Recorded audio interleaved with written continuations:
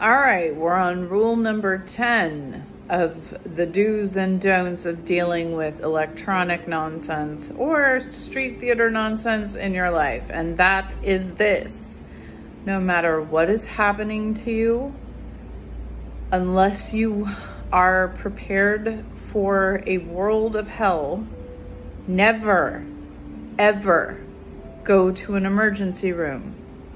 Ever.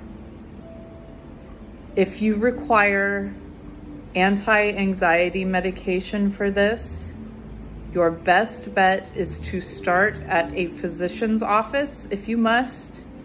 I would recommend a family practice, even though you should know that private practices are getting eaten up by big giant corporations like Novant and Duke. So they're all ultimately kind of run by the same institutions. You want to be very, very, very careful how you talk about this with anyone involved in the mental health field. They have absolutely no idea that their entire industry is based on people reacting to technology. Put yourself in their shoes and understand what you are asking of them. You are asking them to admit their entire career is a lie. Most people go into that field because they are at their core altruistic and they want to help. Although there are some bad players, and there are some people who are very well aware of this technology in the psychiatric industry. So you have to tread carefully. If you require anti-anxiety medication, what you want to do is say you don't know what's going on and just explain your symptoms, but never, ever, ever, for the love of God, listen to me when I say this. Never tell anyone ever that you hear voices.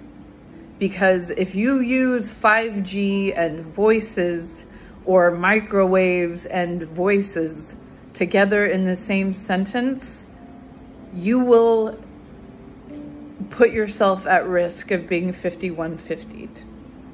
I made the absolutely ridiculous, retarded mistake of going to the ER multiple times. And on the last time, they offered me medication. And right when I was about to take it, a voice in my head said, nope. And I stopped. And I found out later that had a few very bizarre things not have magically fallen into place and occurred while this was happening, I was in the process of getting myself involuntarily committed. Don't do that. There are natural remedies you can take to deal with anxiety. And it also depends on what kind of flavor of harassment or torture you're getting. The way that I found out this was happening to me was actually because I used to smoke marijuana quite regularly, and I started kind of freaking out when I would get high.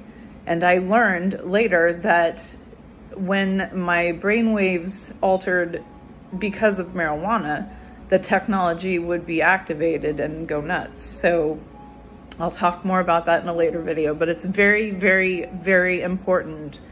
Never go to an ER room. If you need medical help for anything in this bizarre game, you want to stick with private practice people and or psychiatrists who you just need for medication management.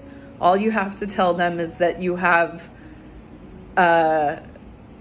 hyper anxiety. You can make shit up. Just make something up that sounds official, and you just need medication management. Use words like that. Never ever say anything about technology or 5G or microwaves or weapons or DEWs or directed energy weapons. Don't talk about that. These people are so brainwashed. They will almost like react to you like you are a threat. And you really do put yourself in a very compromising situation. So If you need help, find like a holistic doctor, maybe start there. And also look online. You can learn a lot about how to deal with anxiety online, because one of the things this tech does for almost everybody is trigger anxiety. I hope that is helpful. No ERs. Don't talk about hearing shit. Just don't do it. It's not worth it. Thank you.